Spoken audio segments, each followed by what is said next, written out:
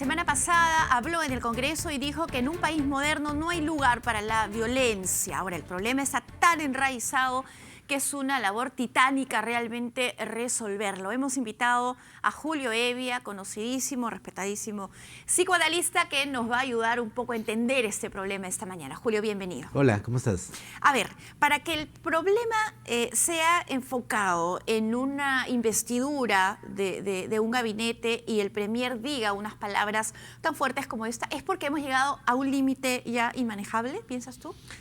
Por lo menos es un síntoma de eso, ¿no? Yo diría, ¿no? Es un tema absolutamente preocupante y creo, como comenté en otra entrevista, que si no tomamos en cuenta que una estructura empoderada difícilmente cede por su propia voluntad el poder que costosamente o no ha adquirido, si no lo tomamos en cuenta va a ser difícil luchar contra ese enemigo. ¿Cuál es esa estructura empoderada? La de un patriarcado, digamos, históricamente instalado, la de una masculinización de la existencia que poco o poco nada tiene que considerar la postura del otro, la postura diferenciada, ¿no? Este poder que las feministas llamaron en algún momento falocéntrico, este es el poder de aquel que considera que las cosas son como son, porque históricamente así lo fueron y no habría que introducir ninguna variante, y más bien de lo que se trata es de corregir, ¿no?, a este grupo de mujeres, que cada vez son más, que están reclamando derechos, que se están instalando en una posición impensada, en una posición que aparentemente no tendría precedentes, salvo que retroceda, pues, en el mejor de los casos, pues, a los inicios del siglo XX, y esto de modo particularmente discreto, ¿no? Ahora, esta violencia podría ser entonces consecuencia de las conquistas logradas por las mujeres. Yo diría que sí. ¿Por eso es que se habría agravado la violencia contra la mujer? ¿Ese es el análisis? Voy a repetirlo de una manera más o menos simple. ¿A quién es más probable que agreda el agresor? ¿A aquella que se somete al orden o a aquella que se resiste? Okay, las mujeres empoderadas somos las que nos resistimos, estamos contra el statu quo, estamos cambiando las cosas y entonces a nosotros hay que darnos. Así es, entonces, ¿sí? Claro, y entonces estaría atentando contra todo un orden, todo un conjunto de principios, de valores, porque aunque no se crea, ahí hay unos valores, pues son los valores del macho. Son los valores del papá, del sostén de la familia, de aquel cuya palabra no se discutía antaño, de aquel que golpeaba la mesa, ¿no?, con el puño y decía: acá se hace lo que yo digo, y a quien no le gusta, la puerta está abierta, se larga, ¿no? se va. Y a mí no me vengas con feminismos, y etcétera, etcétera, ¿no? Son cosas que el hombre adulto ha visto y que le resultan más cómodo, o quizá desde la otra perspectiva, más difícil, más cómodo reproducir, más difícil revertir. Ya, y hay mensajes que vemos en las redes sociales de toda índole con respecto a este tema. Uno de ellos, que se repite mucho y que yo veo siempre, es: bueno, pero las mujeres, ¿de qué se quejan del machismo si son ellas las que forman a los hombres machistas? Porque la mamá es la que le imparte al niño la educación machista. ¿Qué podríamos analizar al respecto? Mira, justamente como consecuencia de una investigación que estoy desarrollando en la universidad, he estado administrando focus groups con mujeres y hombres de distintos circuitos de Lima, de circuitos sociales. Y algo que puedes notar, y no es difícil, ¿no?, que lo recojas, es la incomodidad de la hija mujer ante ese tipo de posturas que toma, no sé si ya es la madre típica, pero al menos hay una madre en gran medida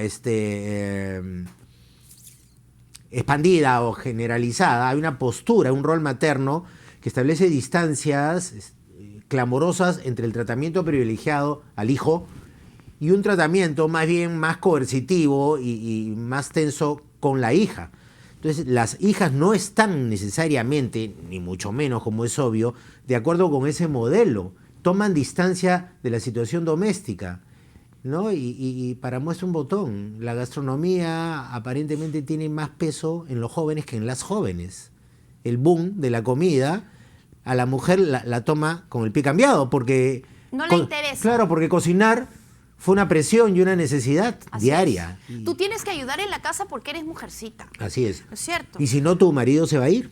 Así es. ¿no? Entonces, al hombre se le conquista por el estómago. Así es. Y al hombre hay que conquistarlo, además. ¿No es Así cierto? es. Porque Entonces si no se va. Entonces hay un conjunto de principios, ¿no? que tienen valor proverbial y que subrepticiamente han ido corriendo de generación en generación, y ocurre que nosotros recién nos podemos dar cuenta que hay una capa de mujeres instalada en determinada variable cronológica que dijo no, ya basta, no más. Ahora, hay un tema también que llama la atención. Estábamos revisando cifras de maltrato infantil a raíz de que se ha celebrado ayer el Día del Niño. Y las cifras son clamorosas. No distinguen entre niño o niña, pero se habla de que más del 65% de madres en el Perú castigan a los niños físicamente. Ajá. ¿Eso no es también un caldo de cultivo para que después esos niños o esas niñas entren en este círculo vicioso de la violencia?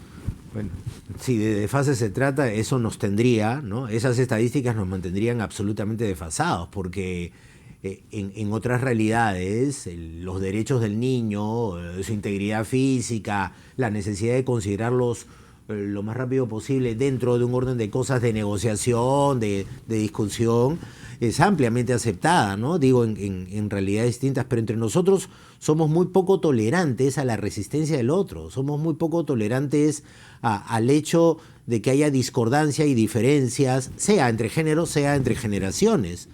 Hay estudios que indican, estudios incluso testimoniales, donde las mujeres se dan cuenta, en medio de su sorpresa, que lo que se les cuestionaba en una polémica con su marido no era el hecho, la posición particular que sostuvieran, sino el mero hecho que discreparan.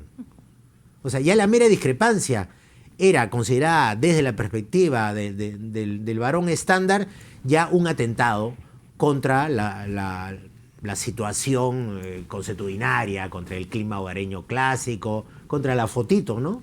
La fotito del padre que se yergue y la mujer que lo admira, y no se sabe si lo admira por valores propios o por temor.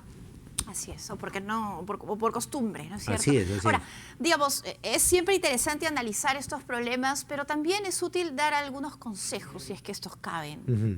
¿Qué le podríamos decir al papá o a la mamá que están viendo en este momento el programa y que buscan mejorar un poco el clima del hogar para que sus hijos sean mejores que ellos? ¿Qué consejo les das? A ver, yo creo que si no sometes a duda tu propia memoria de la educación, si no sometes a crítica tu propia resaca, por así decirlo, generacional, poco es lo que podemos hacer. Porque uno tiende, lamentablemente, a reproducir casi mecánicamente lo que han hecho con uno. Y si lo que le hubiesen hecho a uno dista mucho del orden que estamos procurando actualmente, entonces somos parte del problema y no somos parte de la solución, ¿no? Reflexionemos un poco entonces. Así es, creo Acerca de nosotros mismos. Exactamente, porque creo que la época actual es idónea para que tengamos claro que a quienes hay que educar no es solamente a los chicos, ¿no? Sobre todo y principalmente tendríamos que reeducarnos los mayores. Y esa es la parte más difícil de toda esta problemática que tanto nos preocupa, ¿no? Muy bien. Muchísimas gracias, Julio, por venir al Gracias programa. a ti.